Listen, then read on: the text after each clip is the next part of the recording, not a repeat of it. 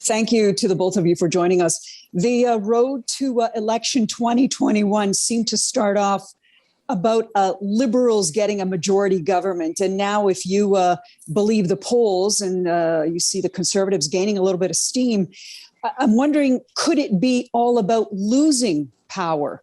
John, let's start with you. Well, certainly something is happening, or certainly something has happened. Whether it continues to happen is another matter. I mean, I think people are now only just turning their minds to the prospect that there might be a Conservative government, which might in turn change things again. I mean, it seemed remarkable at the start of this election that there was a prospect of a Conservative victory. It was really about whether they could keep the Liberals to a minority. But you know, I said at the time, and I keep saying it, I think Justin Trudeau miscalculated in calling this election. The estimation was that people would be angry for a little while about being forced to make a decision they didn't really want to make, that it would dissipate and people would forget it after a couple of days, as they have in the past.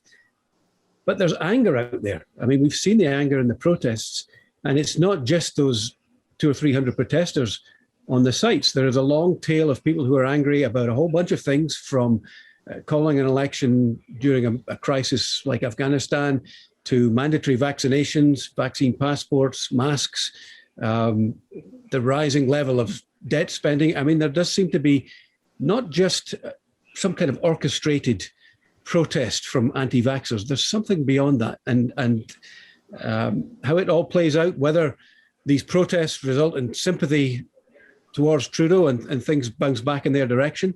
They're out on the environment this week, which is one of their stronger suits, I think. And, you know, we've still got 3 weeks to go. Plenty of things could change, but nobody could have predicted the way it's gone so far. Chris, you've been following the Conservative leader, Erin O'Toole. You've been on tour with the leader. Tell us about their strategy and what do you think has changed? Well, I think, you know, I don't know how much of it was strategy and how much of it was luck in terms of, as John says, you know, there was clearly, I think the Liberals' big problem coming out of the gate was that they had no reason, they had no narrative to offer people for this election. They you know, within hours, they were sort of warning us about the mortal threat that an NDP government or a Conservative government could pose. And it's like, well, but you guys called this election. You could have governed for 2 more years and saved us from this horrible fate.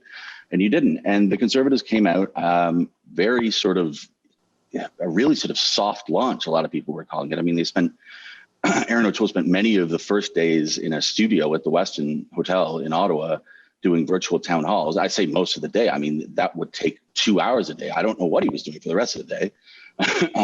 Maybe just lying low and letting the Liberals lose momentum. But I think that O'Toole definitely has the right tone and the right personality to capitalize on sort of an election that was called purely for Mr. Trudeau's own hubris. You know, he's not attacking the Prime Minister directly. He's not coming at it. He's not framing it as Andrew Scheer often did, I found, as sort of like, we need to get rid of this despot Justin Trudeau out of Ottawa. It's not that he's ruining the country. It's just that Erin O'Toole has a different vision that he's offering people, and that's sort of the tone that he's offering. And I think, you know, just by coming off as a reasonable person, that's a personable person, someone who's good among people, as little as he has been out there actually pressing the flesh, just is a real advantage when suddenly people are maybe asking, well, maybe, you know, since we're having this election about nothing for no reason, you know, maybe we'll switch horses anyway. I mean, why not? I've heard you both mention, and of course, we have talked about the timing of this election, and of course, the timing during a pandemic. But John, let's talk about the fact that there is military action going on in the middle of a campaign. You have been traveling with the Prime Minister for the past, I guess, a week or so. Tell us about the mood. Tell us about what is happening at that camp. Well, I think, you know, you alluded to the Afghanistan, not so much a retreat as a kind of humiliating running away by all the Western powers. And this is obviously something that if Justin Trudeau had been governing, would have absorbed most of his time. But as it is, he's spending most of his time campaigning, and he's got one eye on what's happening in Afghanistan. Credit to Mark Garneau, belatedly, he stopped campaigning and is acting as foreign minister full time, because this is a pretty major incident with consequences for Canadians and people who've helped Canada. And I think the voters don't like what they're seeing. They don't like the idea that while people's lives are at risk, Justin Trudeau is pursuing his own vaulting ambition to become the leader of a majority government. So, and they seem somewhat oblivious to this anger. It seems to have become as a surprise to them that they were suddenly the subject of these protests. I don't think they mind the protests, incidentally. I think that it helps portray Trudeau as a more sympathetic figure if he's being attacked by what I called crackpot fringe element. I mean, I was there on Friday night, and it was pretty ugly. Mothers with babies on their shoulders shouting obscenities at the Prime Minister, and a real undercurrent of violence. All of that, I think, it's not good for democracy, but I think it is good for the Liberal Party. The mood in the camp, will continue on. We never thought it was going to be an easy race. We thought it was going to be tight. I'm pretty sure they didn't think it was going to be this tight. I'm pretty sure they didn't think they were going to be behind in the polls. So, but one insight that I do have was, watching the Prime Minister in action, it's pretty clear this was his idea, and it was his strategy. And there are only 2 or 3 people making strategy, and that gives him very little lee room to change things, because he ain't changing himself, and I don't think he's changing his chief of staff or his principal secretary. So there's not much he can do to turn this thing around. Chris, where does this leave the NDP, the Bloc, the Green Party? Where do they stand? Where do they fit in? Well, I think, this is early days. All the reports that we get from the NDP campaign, and I haven't been on it, are that, it seems to be going well, and the polls show some signs of improvement there. The electoral math, is always, if the NDP goes up, that can have all kinds of different effects, and it depends where that conservative or where that liberal support is bleeding out to. I still see this as a 2-party race, but it could easily be a minority parliament. Well, I think at this point it would be. You'd have to say it would be. That's the most likely outcome is a minority parliament, with potentially the NDP holding the status quo, or NDP holding the balance of power. In which case, that's the status quo. And why on earth did we do all this? I don't know. I don't get much of a sense at this point. How the sort of the Bloc NDP split. Or all the other splits are going in Quebec at this point. I think it is too early, really, to draw any huge conclusions about anything, except that the amount the polls have moved shows that enough people are paying attention, at least, that they're telling the pollsters that they're not seeing anything that they like from the Liberal Party. I was just going to comment on that, Chris, because I think that the assumption was from the Liberal side, let's have an election. We'll call it mid-August, and then nobody will pay attention until Labor Day, and then we've really only got a 2-week campaign, and we'll be, and that doesn't give O'Toole enough time to introduce himself to Canadians. I think that assumption has exploded. People are paying attention. I mean, we went across the country. I spoke to friends in Vancouver. It's the subject of dinner parties and in pubs. People are paying attention, and they are. It seems to me they're fed up with Justin Trudeau. I think, Chrétien always used to say, don't get in people's faces too often. Harper kind of learned that lesson. Trudeau clearly did not, and was in people's faces every day during the pandemic. And it may just be that people are fed up seeing him around.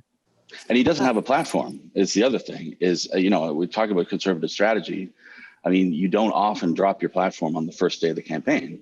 You try to roll out your policy announcements every day, and really, like, every day, it's almost like you're pretending it's an announcement on the Conservative campaign. It's like, oh, he's announcing this new childcare plan. Well, no, he's not announcing it. It's right here in the platform. We've had it for 10 days, but Trudeau doesn't have anything to counter it with. And if which doesn't really make a lot of sense, I think, intuitively, if he's trying to re-up and with a majority, surely if he says it's the most important election since the Second World War and he doesn't have a platform, it's just kind of odd. Just listening to the both of you, and based on your recent travels, and if you look at the polls, Canadians have said that some of their the issues that are important to them are the pandemic, healthcare, the economy. But I'm wondering whether or not the two of you have heard from either campaign whether or not issues such as deficits, employment, unemployment, government spending, is anyone talking about these issues? Chris? No.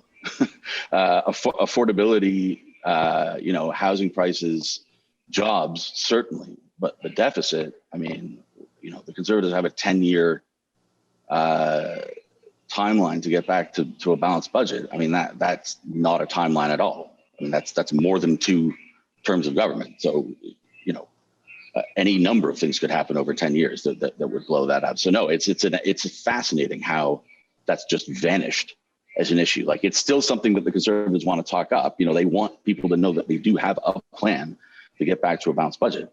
But 10 years, I mean, that's not a timeline in politics. I'm not so sure it's not on the table. I mean, I think that it might have been one of your analogies, Chris, that troubles for government is like water behind a dam, and it rises and eventually it spills over. And no one issue is enough to make the water spill over, but they accumulate, and then the cumulative effect is that they spill over. And when I'm getting, I mean, I got 150 emails and I couldn't even read my Twitter feed as far as feedback on the piece from Friday night.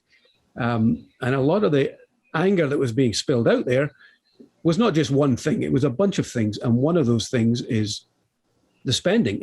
And what somebody pointed out, which I thought was kind of interesting, is that millennials who voted Trudeau in 2015 and then gave him a second kick at the can in 2019 are now starting to absorb the fact that they're going to be on the hook for paying for this.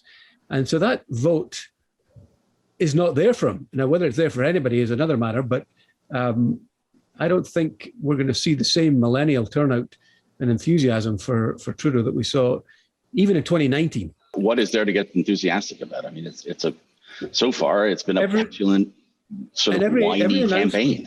Every announcement has been a sort of incremental addition to what's already there. Now, hard to do otherwise when you've got a platform that's it's not a platform, but their platforms from 2015 and 2019 are not completed yet. And when you've got such ambitious targets, it's hard to come up with a whole new set of things. So, we see small incremental ideas on top of what has already been promised and not delivered. So, and the NDP's campaign is pretty effective at chipping away at things that the Trudeau government has said and not delivered. Like today, they said, the 2 billion trees promise. Well, we've actually had 2 trees planted. The decimal error. Just a final question to the both of you. Is Quebec the answer to a Liberal majority government here? I think it's Ontario. It's going to come down to Ontario. I mean, if the game plan had gone to plan, then, you need seats a couple of seats in BC and add a couple of seats in Atlantic Canada and take a couple off the block. You only need to get to 15 if you hold what you've got, but they are not going to hold what they've got. Not even in Atlantic Canada. We were in Nova Scotia, and there's at least 3 seats in Nova Scotia, and they hold all of them bar one. And there's at least 3 more that they might lose. So, then suddenly you need 18 or 19 seats. So it doesn't come down to Quebec. It's all over the country, but obviously most of the seats are in Ontario. So that's where the battle is.